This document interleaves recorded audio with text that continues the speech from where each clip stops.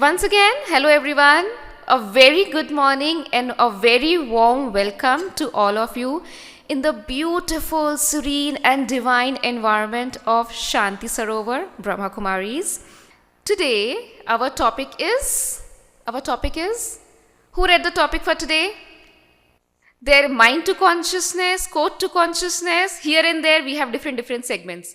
Today's topic is upgrading the mind, code to consciousness. As part of this, today we are going to learn how to elevate our self-awareness, how to elevate our thinking, how to elevate our consciousness. So, to talk more about it, we have our today's speaker. With huge round of applause, please welcome BK Yogesh Sharda ji, all the way from Turkey.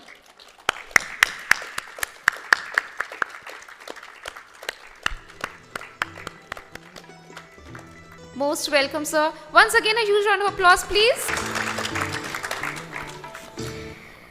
Born in Malawi, Africa, with an Indian background and brought up in London and Oxford, England, Yogesh Shardaji has been a personal development trainer and workshop facilitator for over 30 years, presenting many hundreds of seminars, workshops, and courses for businesses, hospitals, universities, youth organizations, and local community groups throughout Europe, UK, Middle East, South Asia East, Australia, USA, Central South America, Caribbean, and India.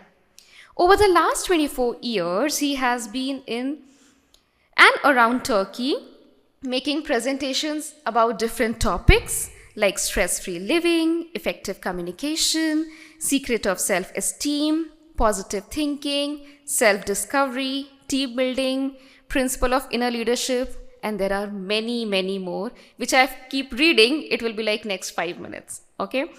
And different seminars and trainings that he has held in different companies are like Microsoft, Siemens, IBM, Adidas, Motorola, Ericsson, Barley Bank, Dow Chemicals, Citibank, and like that 50. So without taking any more time, I would hand it over to Yogesh Shardaji. So please tell us about upgrading the mind, code to consciousness. Thank you. Hello, good morning everyone. Thank you for such a warm and generous introduction, and also your applause before the session. I'm wondering if you would still applaud after the session, so I hope you will. So yes, as she was mentioning, I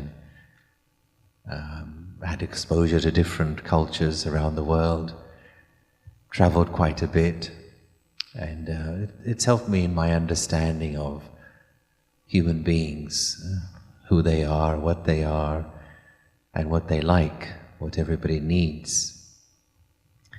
And in today's world, we're all passing through enormous change on every level. No other generation has experienced as much rapid change as ours. Change can be good, but change can also have its other side if it's not managed correctly.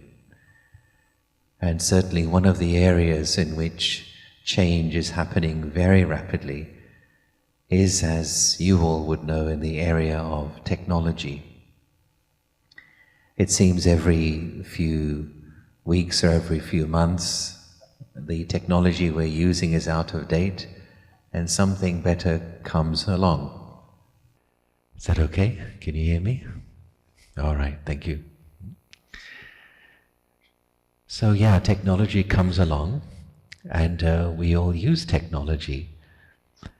And one of the reasons why we keep inventing new technologies is because technology should make life easier, should make life more pleasant.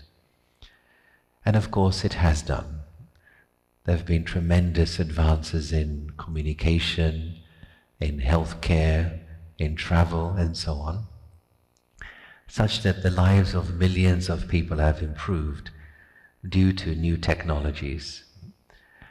But there's also a price to pay if we simply create and develop new technologies outside and don't pay proper attention to the technology on the inside. When I was in my teenage years, I was quite into science fiction. Any sci-fi fans here? Should be in this in this gathering. So I was interested in science fiction stories and some science fiction TV series. I was a bit of a Trekkie, Star Trek fan, if anybody knows that. And so I would be amazed at the stories which would be written of how human beings would be in the 23rd century, 24th century, how they would travel around in spaceships to different planets. And it seemed amazing what people's imagination could create. But still there was one thing which a little bit disappointed me, a little bit confused me. Even though we have such great technology to communicate and travel from planet to planet, but still in those films, in the majority of those films, they still show people fighting. And I used to wonder that if we can evolve so much in terms of technology and science and gadgets and instruments, can we not also evolve on the inside? And sometimes we are told, well, it's only human nature to be territorial. It's only human nature to possess and to protect. It's only human nature to act, to attack others, survival of the fittest, and other kinds of ideas we were told. But for me, it didn't seem right. It didn't seem as though being violent or angry is part of human nature. In fact, when I would see two people shouting at each other, especially as a child, if I saw two adults fighting, to me it would seem as though they were unwell. They were sick in some way, and after a while they would return back to how they should be. Because I thought only children fight and quarrel and argue with each other. And as you grow up as a person, as an adult, you become samajdar. You become sensible, and you don't do these things anymore. But to my shock, even adults shout at each other, get angry, insult each other. And of course today it's very open, even on the highest levels of leadership. So for me it opened a path of inquiry as to how good can a human being be. And thus for me the spiritual journey began to explore the inner technology. What's going on inside a person? How can I make an upgrade on the inside as well as the tremendous upgrades and developments we make on the outside? Now, one aspect of good news here is that this inner journey towards the inner upgrade is, in fact, a return journey. Now, how many people here are interested in peace of mind? Okay. How many people like to be happy? How many people like to share love and respect and receive love and respect? How many people like to be stressful? How many people enjoy being in a rage, in a fit of anger? How many people like depression? No, what's wrong with you? You see, wherever you go, you would get these same results. Why do we like peace of mind? These are basic human needs. peace in your mind, happiness, love and respect in your heart. Why do we prefer these to anger, stress, jealousy, revenge, tension, anxiety? It's because it is our nature. We are making a return journey back to what is truly our human nature. And that is why there are so many books and talks and seminars on discover inner peace, learn to relax, how to harmonize your relationships.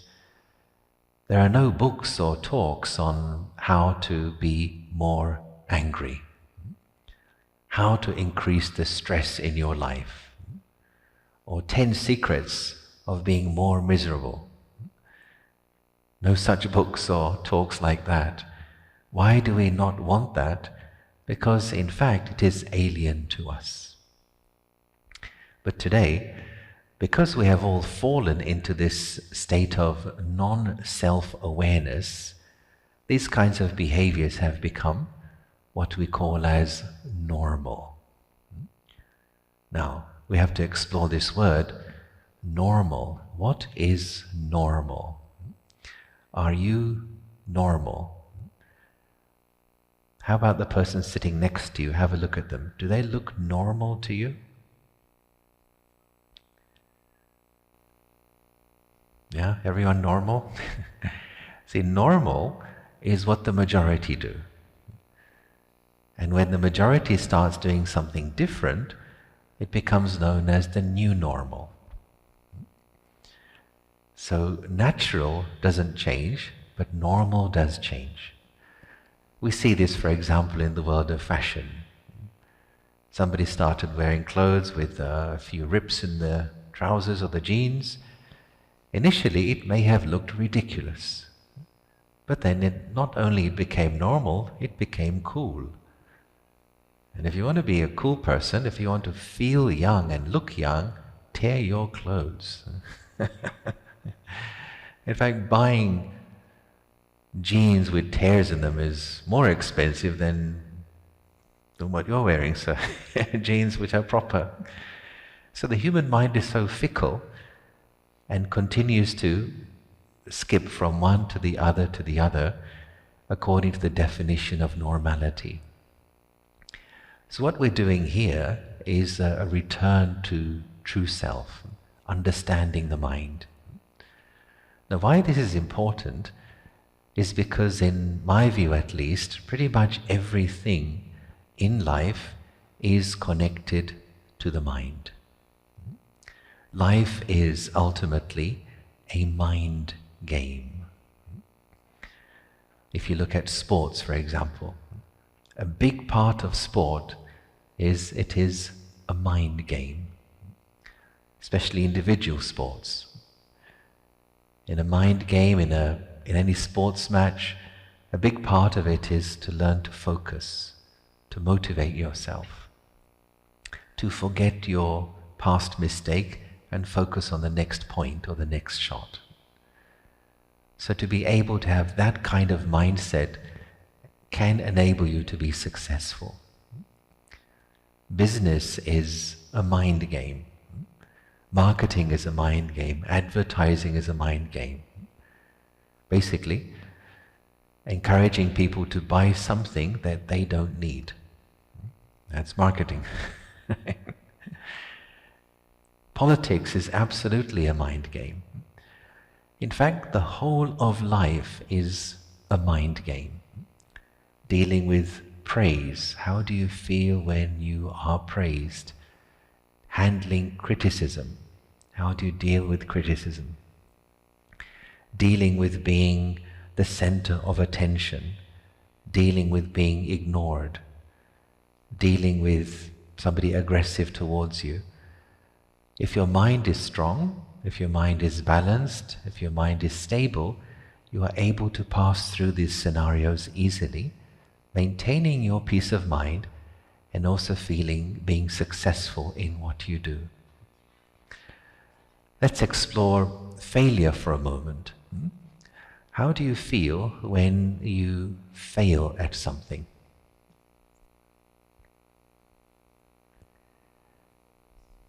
Sorry? Hopeless. Okay. Sad. Miserable. Okay, hopeless, sad, miserable. It's getting worse. Fear. Okay. And how long do you allow yourself to feel that?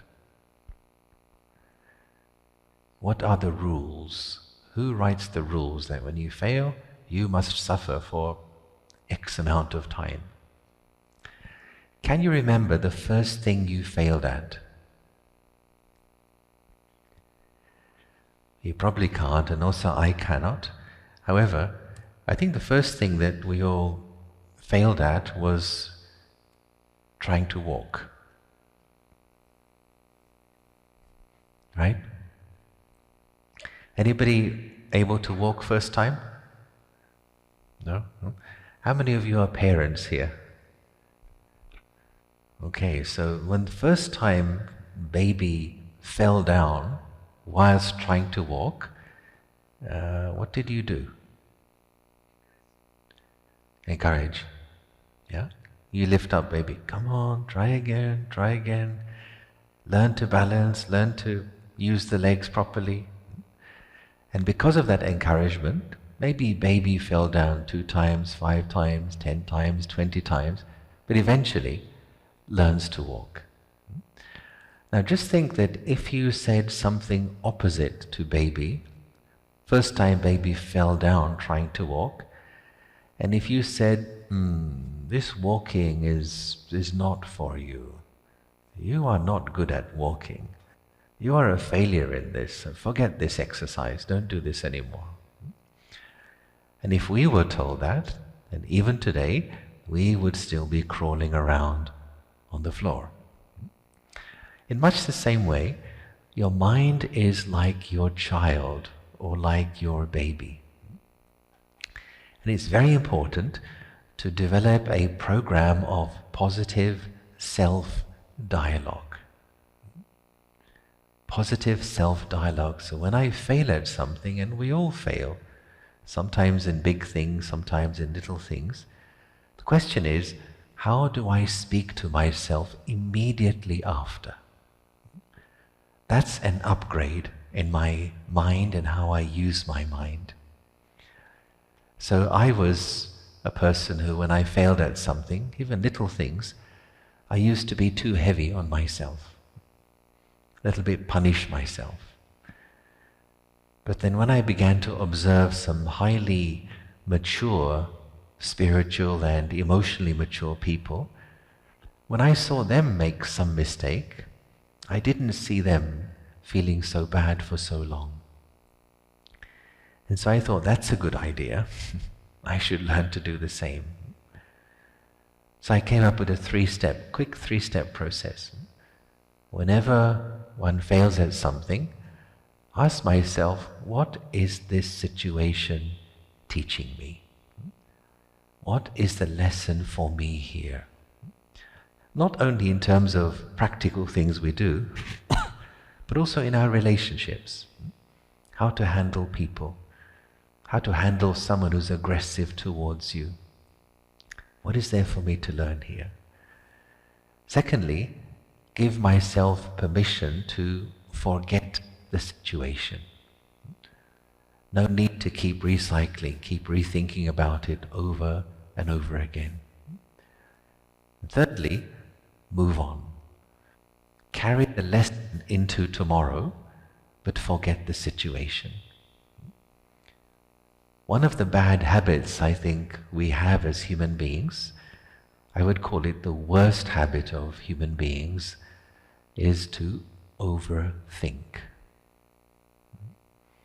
Why it's such a bad habit? Because when we overthink, we are throwing away this precious, precious fuel of thought power. And the result of that is the mind becomes tired. And when the mind is tired, what happens? Patience level goes down, tolerance level goes down.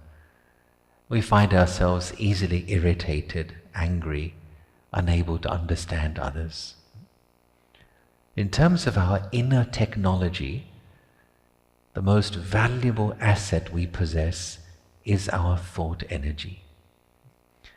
And if we learn to manage that energy better, everything in our lives will upgrade. Firstly, your peace of mind and happiness will become deeper and more stable. Your physical health will be impacted. Your relationships will stabilize. And even your performance at work will improve. Why? Because ultimately, life is a mind game. Now, think of any technology that you buy. Now, you may buy a mobile phone, a laptop, even a fridge or a car. What comes along with that piece of technology? Instruction. Okay, warranty as well. But yes, you get an instruction manual, you get a user guide. And that tells you how to use that technology correctly and also how to maintain it, how to respect it. And so the question arises, where is the user manual for the mind? How are you supposed to use this thing called mind? The mind produces thoughts. Repeated thoughts become patterns. Those patterns become attitudes. Which kind of thoughts and attitudes are appropriate for which situation? What sort of thoughts are healthy, meaningful, useful first thing in the morning? What kind of thoughts should come later in the day? How to put the mind to sleep at night so you have a restful sleep, the next morning you wake up fresh. How much thinking or analysis is enough about a certain thing? When to put the full stop? So there's a whole science, there's a whole education of how to use the mind well, which we tend to miss out on in life today. Most of our attention goes to the outer world, and of course that's important. But as the world is showing us today, the state of humanity is showing us today, we need to pay more attention to the inner world as well. Now, in addition to learning, and we all have so much to learn every day, there's something I believe is as important or more important than learning. Now, what do you think that might be? To implement, yes sir, that's important. To understand, application, yes. Applying, yes.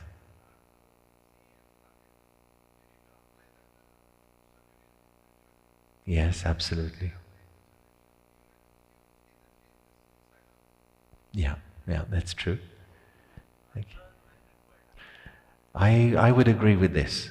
I would say we have more to unlearn than we have to learn. We have to unlearn what we have mislearned so we can relearn what we should have learned. And that's where practices like self-awareness and self-reflection, mindfulness, meditation are extremely useful for me to look inside the energy, look inside and see what's going on here. Let's do a little exercise in learning styles. Can I just ask, I think I was here last year. Who was here for the talk I did last year? Anybody here? Just one. Okay, I think I can then do the same jokes again. But laugh anyway. So a little exercise in learning styles. This would require you to stand up for just a moment, if that's okay. So only one rule in this particular exercise, and that rule is please do as I say. Do you accept? Do you trust me? Are you sure? I'm not responsible for anything which may happen. No, there's nothing bad. Not embarrassing, not dangerous. So just put your right arm out if you would. This one's left, this one's right. Okay. Alright, you may need a little bit of space between you and another person. Alright, and then just bring your hand in towards your body. Okay, very good. Then take your hand out again. Now just bring your finger and your thumb together. Bring this in towards your body. Okay, you're doing very well. And now move your hand out again and just extend it as far as it can go. One last time, bring your hand in towards your body. Bring it up to your face and gently, very gently, just touch your chin and freeze. Just hold it right there. Do not move.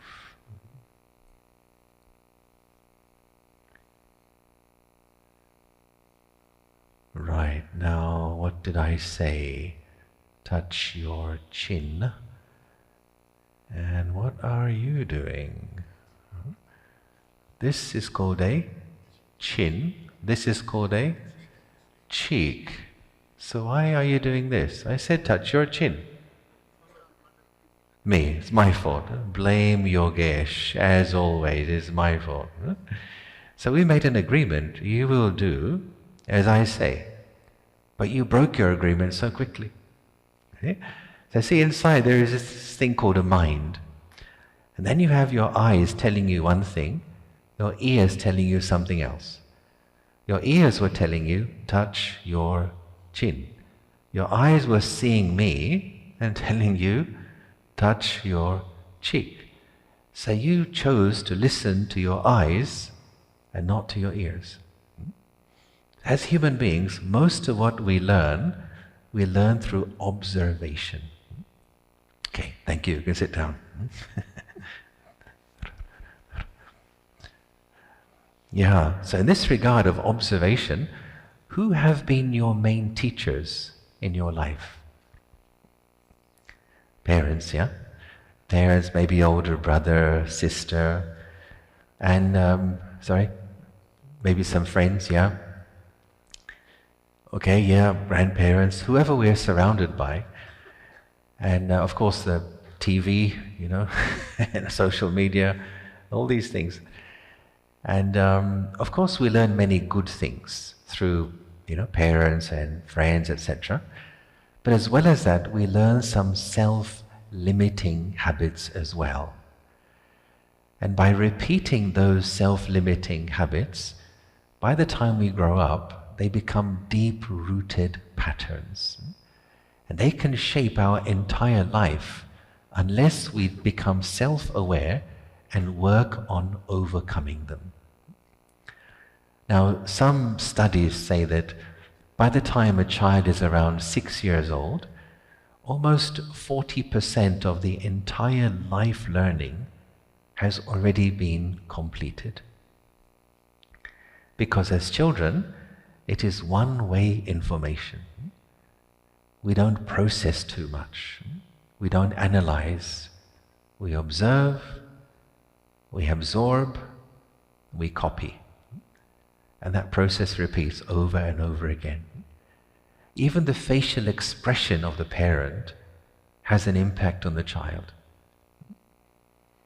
So if something goes wrong, if a child falls down and the parent's face shows anguish or pain or upset, that's a message to the child. You should cry. Something bad happened, that's terrible. So I know some enlightened parents who are very aware of their facial expression and tone of voice, even when the child fails at something. This is to make us aware of the impact we are carrying as we pass through life, and how important it is to build into our life a positive self-dialogue. Let's explore a bit further the importance of some of these ideas.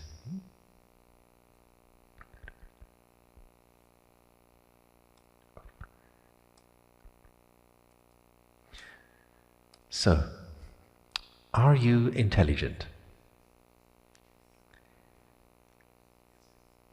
Okay, you were thinking about it before you answered. I'll take it as a big yes. Of course, this word has changed its meaning as newer and newer definitions over time. Nowadays, we're all surrounded by commentaries and examples and explanations of AI, which is the latest fashion. And I would say there are four main intelligences that as human beings we need to work on in order to really upgrade ourselves as human beings and reach our own personal full potential. So the one that we are most used to hearing about is, of course, this one, our IQ. And so if somebody would score high in an IQ test, we would say she or he is very intelligent. And it was a way of measuring how well a person would do in academic life and in career. And for a long time it was the only way we measured intelligence. But more is needed to lead a fulfilling and successful life today. So then comes the next one here, and that is known as your IC, or your intuitive capacity. An intuitive capacity is your ability to be able to listen to your own inner wisdom, your own inner voice. Now, every single person, every human being has something called an inner wisdom. It's trying to guide us in our daily life. But there is a reason why most of us cannot hear it. Now, what do you think the reason might be? Yeah. Outside chatter, self-doubt, all this impacting us on the inside and creating a noisy mind. So when the mind is influenced by all those external factors, many thoughts, many emotions, many desires, all this internal noise doesn't allow us to be able to listen to our own inner wisdom. We know something is there, but we can't hear it. It's rather like trying to listen to a voice in a storm. You hear something, but you can't understand what is being said. And that's one of the reasons nowadays, well, not just nowadays, but last few years, the profession of life coaching is so big. What's a life coach? Somebody who tells you how to live. Why don't you know it by yourself? Not clear what to do, get confused, can't make a decision, can't let go of the past, can't deal with anxiety. So somebody to guide you through that process. Our own inner voice can be a great coach for us. And it's not just decision making about big decisions in life, like should I move to that city, should I work for this company, but daily, on the spur of the moment decisions, especially in our daily lives and relationships, how to handle this person. Should I say something? Should I not say something? What's the right time to speak? How much is enough? So when you need something to guide you at that moment, if you're able to listen to your inner wisdom, you know intuitively how to behave. And this is one area of upgrade for the mind, is learning how to listen to that inner voice and using it in your day-to-day life. One of the practices that helps us with this is self-awareness, creative visualization. So let's do this now before we go further. Let's do a simple exercise in creative visualization.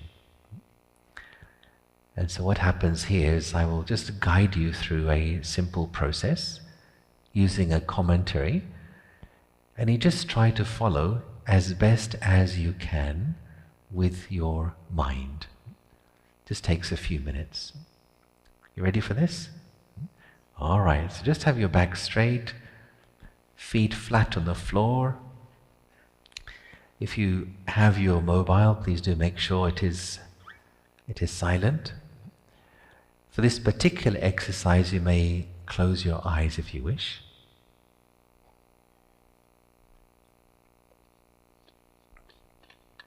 So when we do creative visualization, we use the power of images. So sit comfortably, but also be alert. So we take these few moments to relax the body, but also to relax the mind.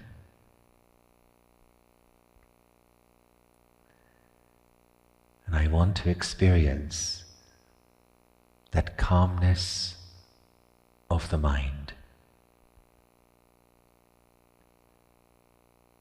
There is a world outside of me, but there is also a world inside me. The world outside is of sound and movement. It is the world of doing. It is the world of action. I cannot control the world outside of me, but the world inside is in my own hands. And the world inside is the world of my thoughts, my feelings, my experiences. I can choose the thoughts I wish to have and the feelings those thoughts create. And so now, just bring your attention up towards your face. Bring your attention to the center of your forehead.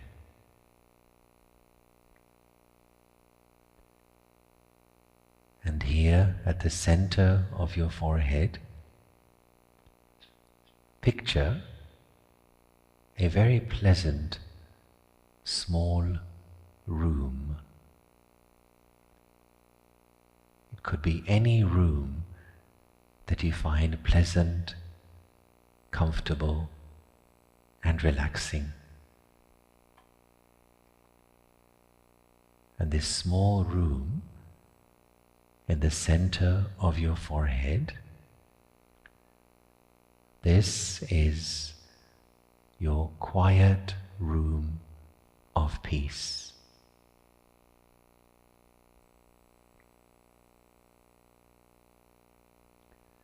And when you are inside your quiet room of peace, you feel very relaxed.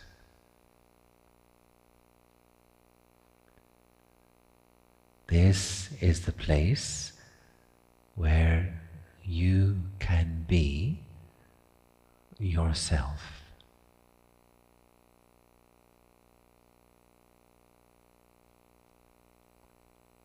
Inside your quiet room, you feel safe. You feel secure. You can let go of your daily roles and responsibilities.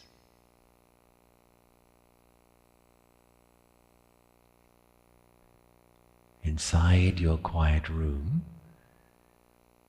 you are free from the pressures and demands of your daily life.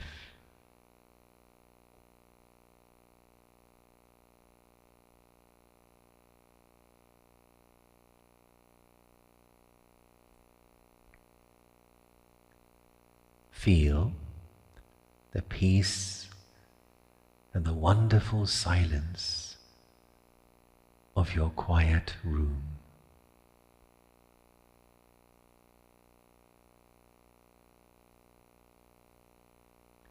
And just allow your mind to absorb this atmosphere of serenity, tranquility.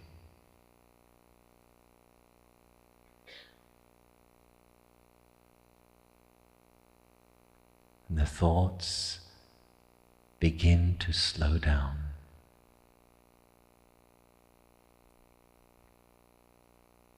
The mind becomes quiet,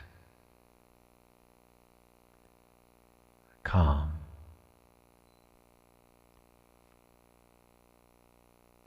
relaxed.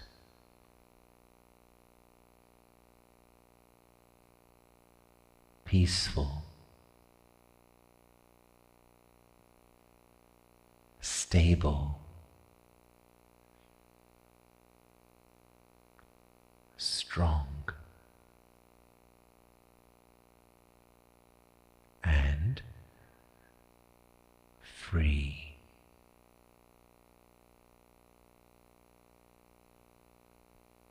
Just be with this feeling of peace in your mind for a few moments.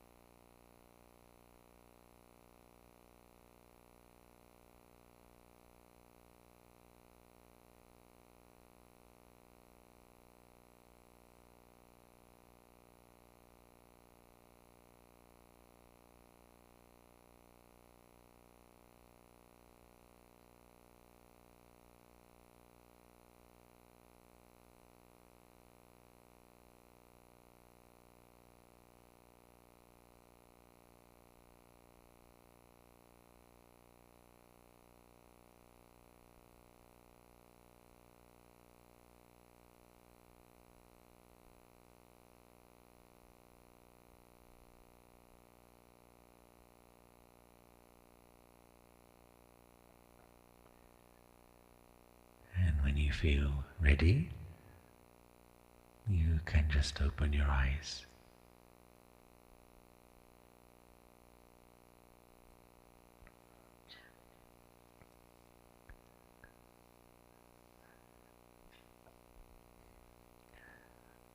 Okay, how do you feel? Everyone okay?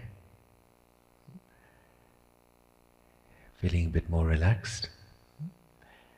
Anyone sleeping? No? If someone is sleeping, just sharpen your elbow and, Of course, the thing is, to do this in such a place with such wonderful people is one thing. Our aim is to be able to do this out there in the traffic, in the offices, in the airport terminals, in the street, in the shopping malls, maybe at home, wherever there are challenges, noise, chaos, stress, to be able to own my peace in that environment. That's a measure of an upgraded mind. So we learn skills and tools, but then of course those tools have to be applied regularly, systematically, in order to really make a difference.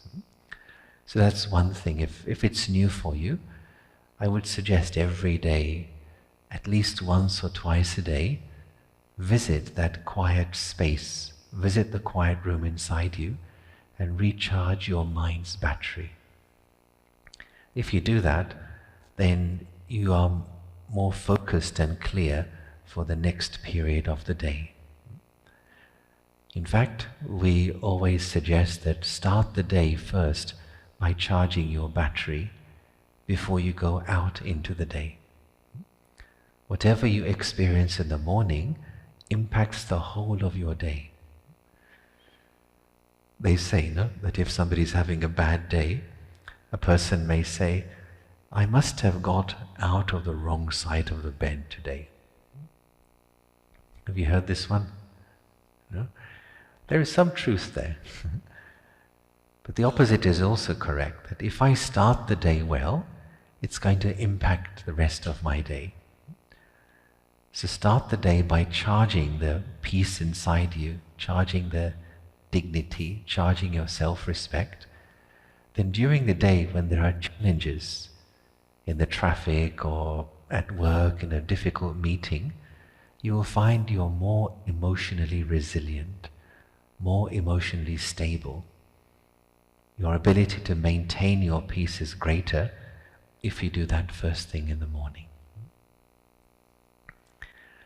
Okay, let's have a look at the next intelligence here. Is it coming? No, not yet.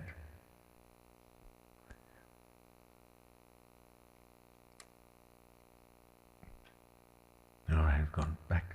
Okay, there we are. Yeah, so next one is this one, which again, I'm sure everybody's aware of. Emotional intelligence. And so there's no one set definition, but really it's about how well you can understand and manage your own emotions, and how well you can understand how other people are feeling. If you can manage your own emotions, you are emotionally available for others. If you cannot manage your emotions, you will project them onto others. You'll think somebody is jealous of you. You'll think somebody is being disrespectful. You'll think somebody is aggressive when they are not. You project your insecurities onto others if you cannot manage your emotional capital. Now for all of us, sometimes we get into a bad mood, a little bit we slip up, get a bit irritated. But what's important is how quickly can I lift myself up and come back to dignity, come back to balance. So how long, for example, how long does your bad mood last? How long is the average Hyderabad bad mood? Is it as famous as the biryani here? Huh? Yeah. As I say, when we're in a bad mood, how quickly can I bring myself back? Why? Sorry, madam. A few minutes, that's good. That's good. Because when we are in a bad mood, at that moment I am useless to myself and also useless to other people. It's like there's a sign here saying, do not talk to me today. I'm just not in the mood. Don't make any jokes. I'm not in the mood, okay?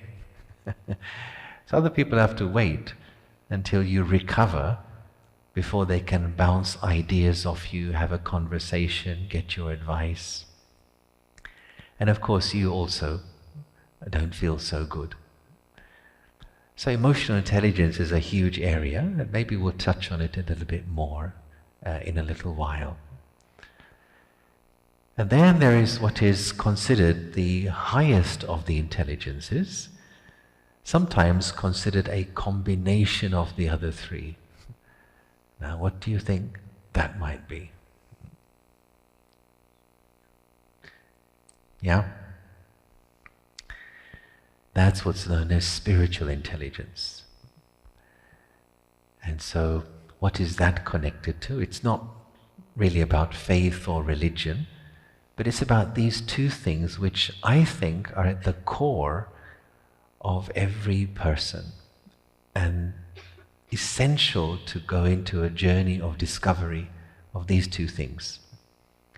So one is this, your sense of identity. When we work on identity, we are hitting the nail on the head in terms of where should I pay attention to improve my life. Everything in life is connected to your sense of identity, which you're carrying in your consciousness. In other words, who are you? Who do you think you are? Now, if you do a quick scan of the world, you see how in different parts of the world people identify differently. In some parts of the world, a person's skin color and race is a big part of the identity they are given. The blacks, the whites, the Hispanics, the Latinos, etc.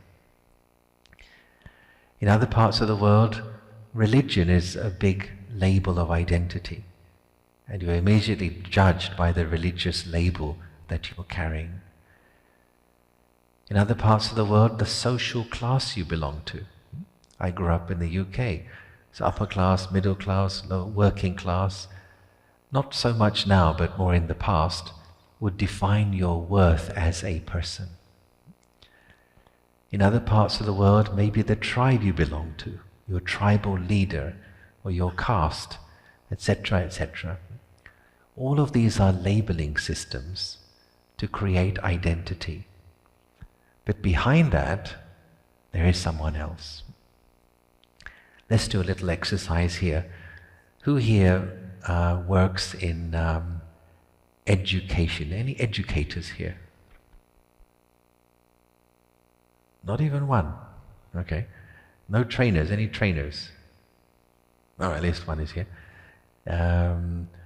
Okay, who here has a sister? Let's ask that question. Who has a sister? All right, a few of you.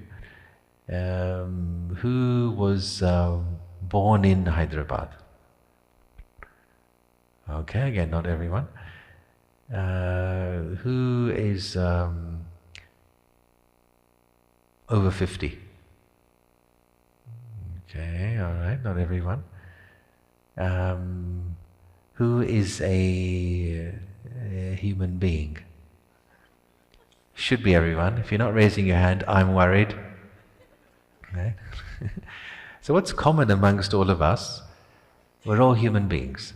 So you can say that's our base identity. Then on top of that, we create other identities. I come from this piece of land called country X.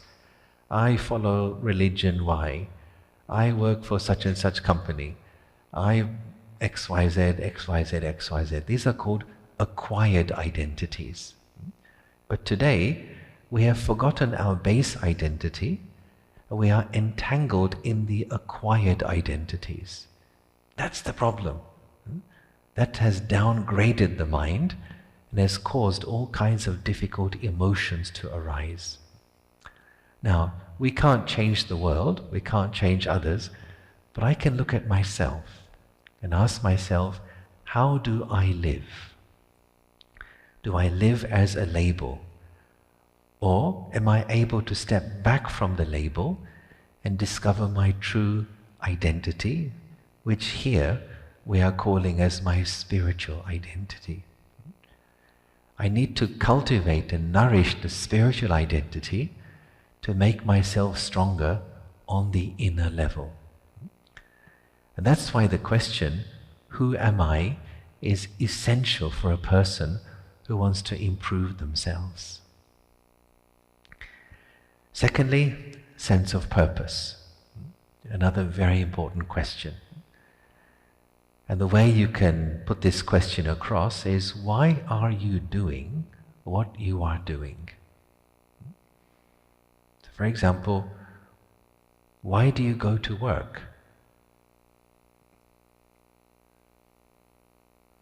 I think pretty much all of you have a job. Why do you go to work? To earn money. Why do you want money? Survive. Why do you want to survive? Huh? Why are we doing this? Sorry? Human nature, okay, but must be something more, no? Sorry, sir? Survival of the fittest. Well, there's a debate around whether that's a good thing or not. But I think basic needs, okay, but why do we need basic needs?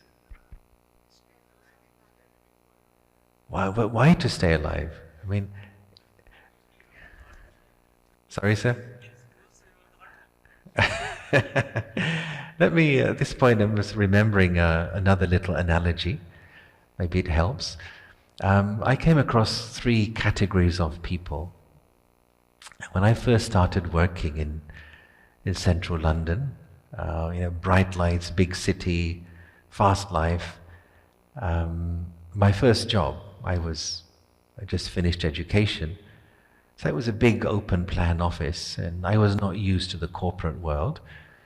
So you go and you say hello, good morning, to the work colleagues. How are you? And most would say, I'm just surviving, mate. I'm surviving. And for me, it was like surviving. Like I was thinking, survive. I mean, here we are in a big city. These people are earning good money just to survive. That's all. There must be more to life than just surviving. Surviving is what a tree may do, what a plant may do. So some people are in this survival mode. I just have to survive and get through life. The next category up is people who exist. Now, to exist means you go through the day-to-day experiences of life. Sometimes you win, sometimes you lose, sometimes you are praised, sometimes you are criticized. All those things happen. But in existing mode, the way you feel, your emotional state, is based upon what is happening outside of you. So if things are going well, you feel on cloud number 9. If things are not so well, you feel a bit depressed. If people are behaving as you want, you feel good. If people are behaving as they want, you don't like it. So in existing mode, emotions go up and down, up and down. It's rather like being on an emotional roller coaster. Now, do you like roller coasters? Yeah? Yeah, people pay money to get sick. It's amazing, isn't it? Well, it's a ride. It's a ride, of course. Sorry, sir? Thrill, it's a thrill, yeah. But an emotional roller coaster can leave you feeling a bit tired as well. Today you're happy, then sad, and then this emotion and that emotion. And so there's no control over my emotional state in the existing mode. But then there's a third group, which is the smallest group, and I think that's the group that we are all interested in. Not those who just survive, not those who exist, but those who live. What does it mean to live? Now, to live means you have understood how to see life, situations, circumstances. To live means you have learned the lesson of growing even through adversity.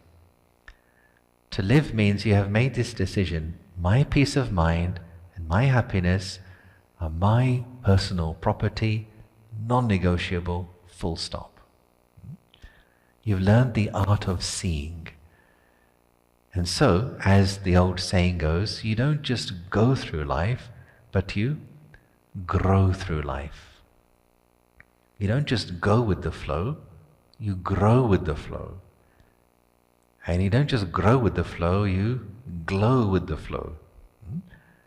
You've learned the art of making difficulties and adversities as a tool to make you stronger and wiser.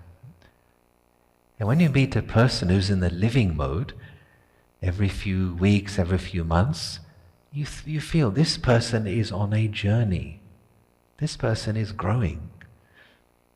Whereas a person in the existing mode, same old complaints over and over and over again. Now both may have very similar circumstances. But what's the difference? Difference is in the way of seeing. जैसी आपकी दृष्टि वैसी आपकी सृष्टि. So here's a question for you. Question: what do you see? Now be creative and do not limit yourself. Mosquito, okay, yeah, yes. Something else? Spiral, yes, good. Sorry? Getting into past, okay.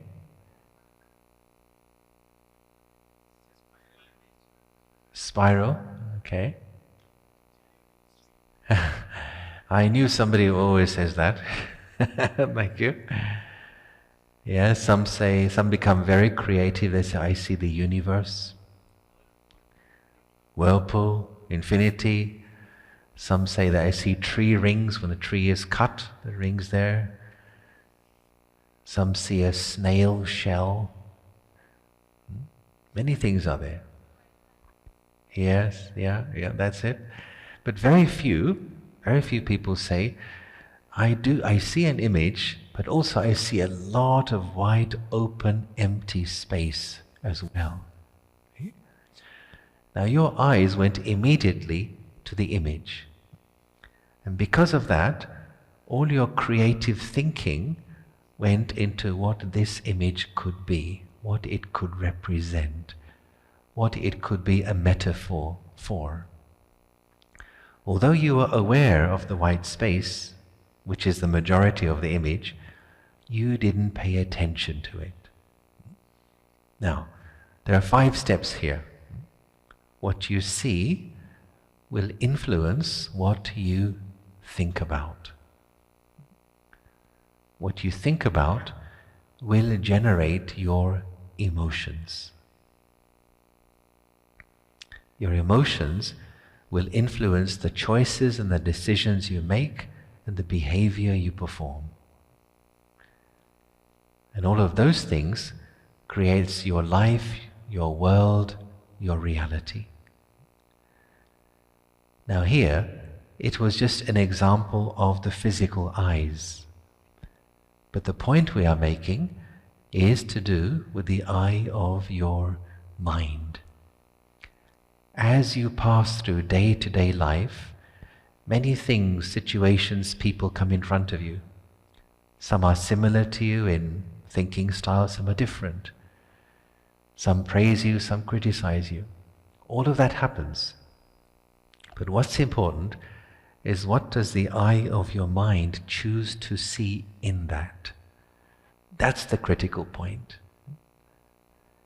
If I want to improve something in my life, where should I start? Myself. The first of these 5 steps start with what you choose to see. This is an upgrade of the mind. Remembering, in every situation, I have a choice what I see. Even I fail at something, I have a choice what I wish to see in that. Even a co-worker or an employee doesn't do something properly. I still have a choice what I want to see in that situation. A person may have 99 defects, one strength. What do I choose to see in that person? We often forget we have a choice. Start with yourself first. And if we choose to see the potential for growth, if we choose to see the lessons, if we choose to see how this can make me stronger, I keep growing, I keep evolving, I keep becoming stronger. As is written on one of the boards here, some days you win, and some days you learn. I like that one. Yeah? It's a choice, what I wish to see in that. Do I see a lesson, or do I see the failure? And so this shows us the power of the human mind is in terms of attitude and vision. Now, what do you think this is?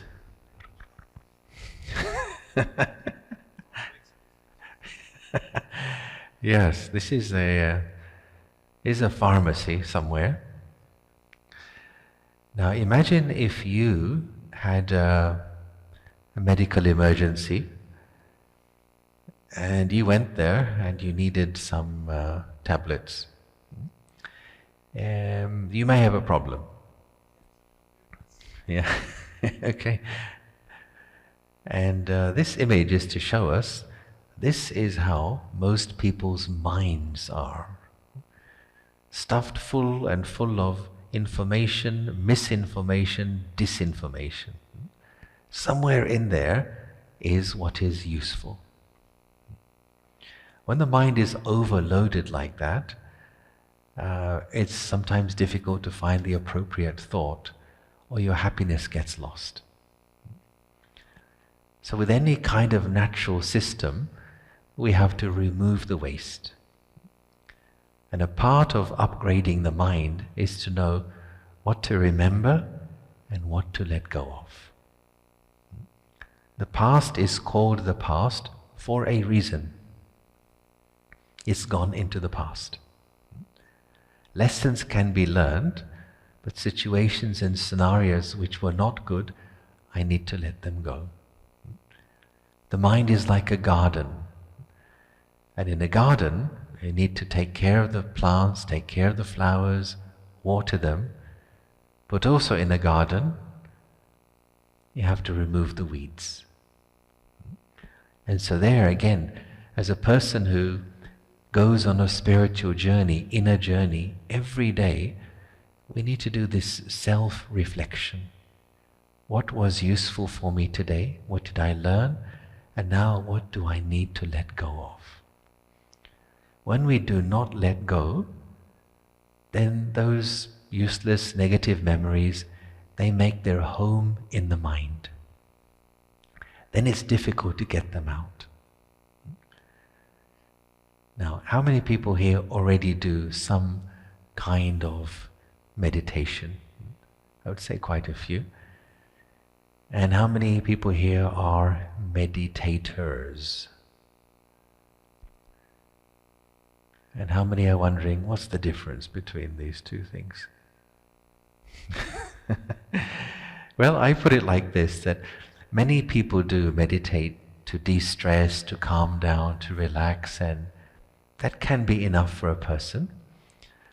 But to be a meditator means it's a lifestyle. And that means as you pass through day-to-day life, at work, at home, in the shopping mall, one part of you is naturally vigilant and checking to see, what am I doing with my thought energy? Am I using my thoughts well? Am I overthinking? Am I wasting my thoughts? It's a bit like an athlete. If an athlete wishes to win the gold medal in the races, so she or he has a natural awareness of eating healthy. If you offer anything to an athlete to eat, they'll check, sorry, it's not my time for eating. Or there's too many carbs, or this is not good for me. A natural awareness. Because for an athlete, optimum weight is essential. The same way for a mental athlete, a meditator, there's a natural awareness, how am I using my thought energy? And when you notice yourself overthinking, you stop that and you turn into a productive, positive direction. Now, how we do that, how to understand the mechanics of our consciousness, where can we make changes to upgrade our emotional state? What is this thing called ego and how does it work? The answers to all of these questions and more will be after the break. All right? We're going to have a break now, but for 1 minute, let's just be silent together, and then we go for a break for about 20 minutes. Okay? So just 1 minute, just be quiet and come to that very pleasant, quiet space, quiet room at the center of the forehead.